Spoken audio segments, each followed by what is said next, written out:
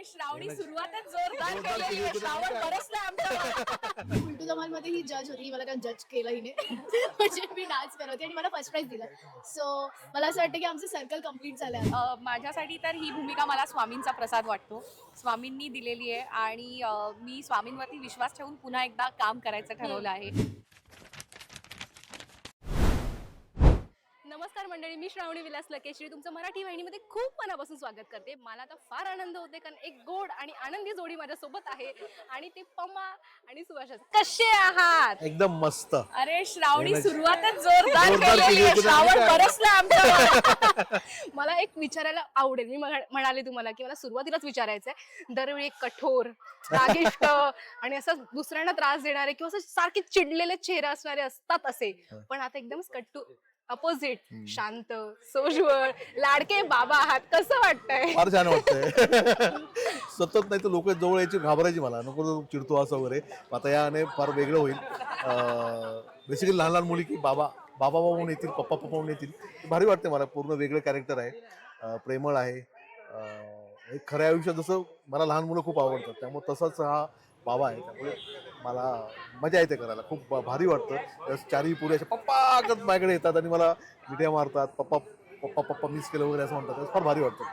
जरा काहीतरी वाटतं, मजा येते. आमचा एक परत फॅमिलीचा ग्रुप आहे, तर हा ज्या दिवशी शूटला नसतो आम्ही फोटो काढून त्याला पाठवतो.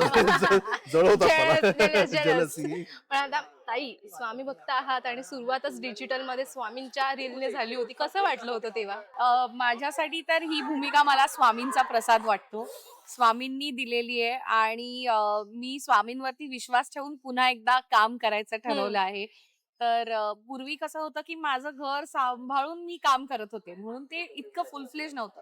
पण जेव्हा तुम्ही एखादा डेली सूप करता तेव्हा तुमची कमिटमेंट खूप जास्त होऊन जाते. म्हणजे तेवढे सीन करणं किंवा तेवढे एपिसोड पूर्ण करणं. आणि आता जोपर्यंत आमच्या मुलींची लग्न होत नाहीत तोपर्यंत आमचं घर डेफिनेटली तुम्हाला बघायला मिळेल. हळूहळू त्यांचे ट्रॅक्स चालू होतील आणि सगळं. आम्ही जास्त रिव्हील नाही करत, तुम्हाला बघायचं आहे सगळं. हाफ रिव्हील करू, जास्त रिव्हील नाही करत. ठीक आहे.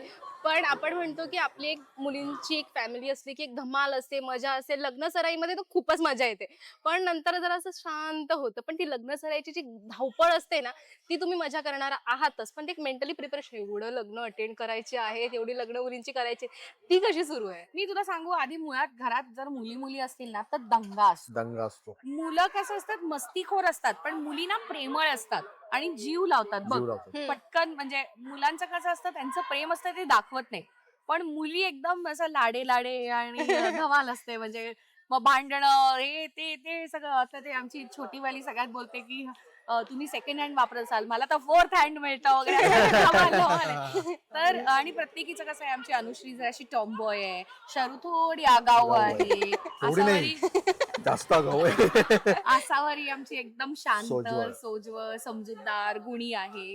आणि अनु आमचा टॉमबॉय आहे, तो एकदम ब्रो वाला जेनझी असतात बघ, तशी ती अनु आहे. तर प्रत्येक मुलींचं सुद्धा आमच्या बरोबरचं बॉन्डिंग हे वेगळं आहे थोडंसं. म्हणजे आय थिंक मी आणि आसावरी जास्त कनेक्टेड आहोत का, है ना? आणि छोटे शेंडेफळ सगळे.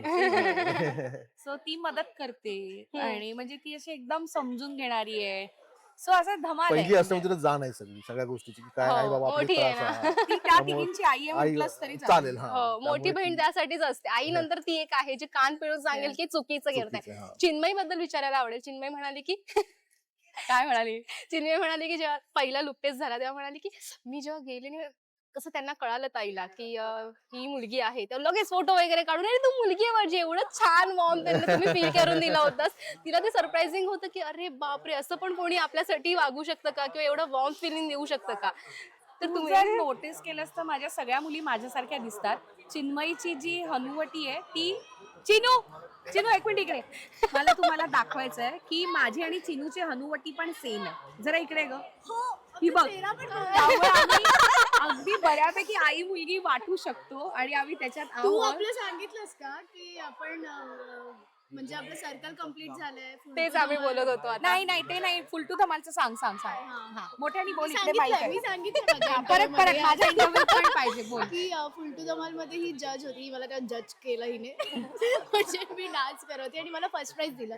सो मला असं वाटतं की आमचं सर्कल कम्प्लीट झालंय ती की आता आम्ही- सगळ्यात चांगली नाचली म्हणून तिला बेस्ट नाचली म्हणून बेस्ट परफॉर्मन्स मिळाला.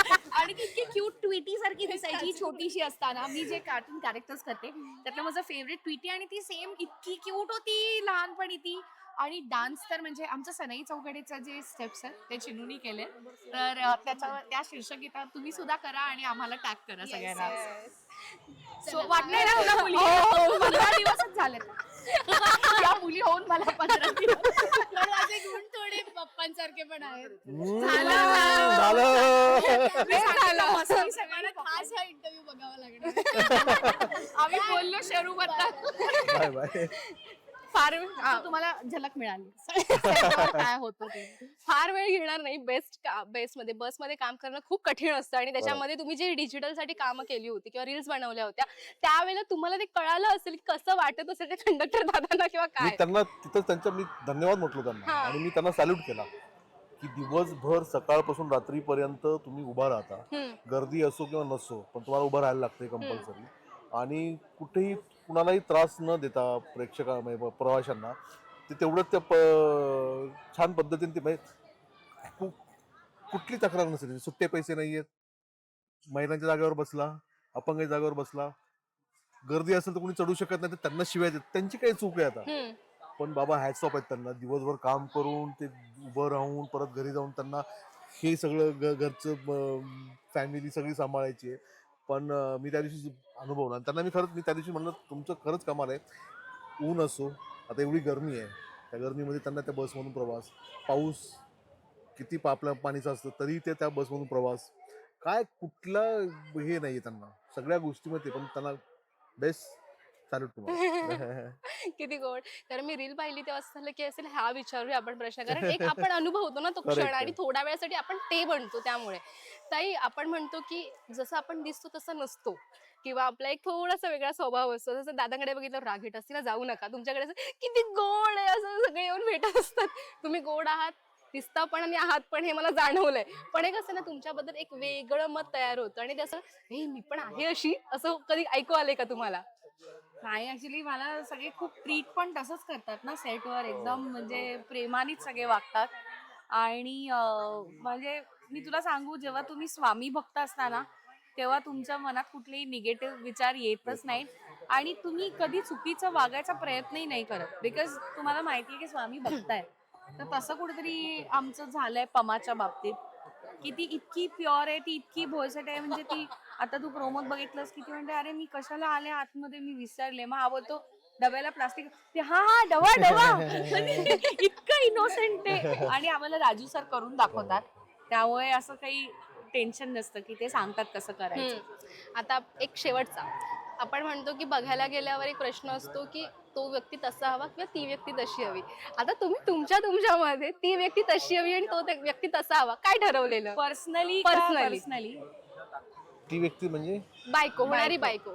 तुझ्या सुहास, नॉट हा. सुभाष. अच्छा हा. नाव पण किती सिमिलर. मला कोणी मी कुणाला निवडलं, मलाच निवडलं तिने. त्यामुळे तिलाच विचारायला पाहिजे हा प्रश्न. आणि ही माहिती आहे तिला. तिने परवाच तिला सांगितलं. परवा त्यामुळे सांगितलं तिने मला, मला त्यांची चॉईस लक्षात नव्हता काही. पण तरी पण एक असतं ना मनामध्ये ती तशी हवी. ती तशीच आहे आता सध्या. सुहास दादाचं कसं आहे, लव्ह मॅरेज झालंय त्यामुळे त्यांनी दोघांनी एकमेकांना एकमेकांनाच निवडलेलं आहे. पसंत पसंत केलं. केलं. पण आम्ही माझं 9 वर्ष आमचं फेअर, नंतर आम्ही लग्न, आज 10 वर्ष झाले लग्नाला आमचं. जवळपास 22-24 वर्ष झाले एकत्रच आहोत. त्यामुळे म्हणजे यू काय practically grow up with each other. हा. म्हणजे एकमेकांबरोबर तुम्ही सगळं. मी तसा मितभाषी आहे, कमी बोलणार आहे आणि ती फार अशी माणसं जोडणारी आहे. त्यामुळे कमाल आहे ती, कमाल आहे. त्यामुळे लोकांना बघून असं वाटतं की फार ऍटिट्यूड वाला आहे. पण नाही, बोलकाच नसल्यामुळे काय बोलू असा प्रश्न असतो. त्यामुळे ती सगळं सांभाळते. आणि ती तुझ्या मनातलं ओळखते. हा. काय झालंय बापरे. एकच मीटिंग झाली फक्त 4 तास होती सेटवरती अरे, आम्ही धमाल केली दोघींनी, खूप धमाल केली. सो माझं अरेंज मॅरेज आहे. माझ्या आई वडिलांनी प्रॉपर पत्रिका वगैरे बघून विक्रमचे काका सतीश काका आणि माझा मामा कांचन मामा हे दोघं स्टँडर्ड चार्टर्ड बँकमध्ये होते. तर ते अरे माझ्या भाच्यासाठी बघतोय, आम्ही भाचीसाठी बघतोय, असं केलं. तर आता माझी जी एक मामे बहीण आहे गौरी पाठक तिचं नाव, तर तिने आणि मी आम्ही लहानपणी ठरवलेलं की आपला जो नवरा असेल ना त्याचे घारे डोळे असतील. बापरे. हो, असं आम्ही का माहिती नाही, पण आम्ही हे शाळेत ठरवलेलं दोघींनी. हा. आणि आपलं घर आहे ना ते समुद्राच्या म्हणजे पाण्याच्या जवळ असेल, या 2 गोष्टी आम्ही म्हणजे ठरवल्या होत्या. बर. हा, आणि तिचंही अरेंज मॅरेज झालं, तिलाही घारा नवरा मिळाला, माझंही अरेंज मॅरेज झालं, मलाही घारा नवरा मिळाला. आणि मी पवई लेकवर राहते, सो पाणी जे आम्हाला एक क्रायटेरिया हा, म्हणजे होता. मॅनिफेस्टेशन. हो, तिचं पण सेम तसंच आहे. तिने पण जे आणि आम्ही दोघींनी हे ठरवलेलं आपण असंच घाऱ्या मुलाशीच नाही. So माझा आणि विक्रमचा जेव्हा बघायचा कार्यक्रम झाला आणि तो असा त्यांच्या सॅफ्रन स्पाइस नावाचं हॉटेल आहे तिकडे तो आतमध्ये होता आणि मी त्याच्या कझिनची मैत्रीण म्हणून गेले होते, स्थळ म्हणून गेले नव्हते, हो. कारण त्याला लग्न तेव्हा करायचंच नव्हतं. पण त्याच्या आईनी हा ट्रॅप बापरे. पण मला माहिती होतं की मी चालले कशासाठी ते. आणि तसा आला आणि त्यांनी माझ्याकडे बघितलं आणि त्याचे घारे डोळे बघितले आणि म्हटलं हाच. यही आहे. यही वा, आहे. वा, वा. आणि मग त्याच्या आईनी आमचं जुळवून आली. वा, वा. दोघांची लव्ह स्टोरी फार छान आहे आणि खरंच आवडली मला. लव्ह मॅरेज, अरेंज मॅरेज, आणि आता इथे आपण सणाई चौघडीसाठी जमलेलो होतोच आणि आता पुन्हा सिरियल बघण्यासाठी उत्सुक आहोत. तर जाता जाता फक्त आपल्या प्रेक्षकांना अपील करा आणि थँक्यू सो मच. आम्ही पण तुमचे आभार मानतो, कारण प्रत्येक गोष्टीचा मुहूर्त मुहूर्त ठरलेला ठरलेला असतो. असतो. 16 मार्च पासून नवी मालिका सनई चौघडे रात्री 8:30 वाजता झी मराठीवर बघायला विसरू नका.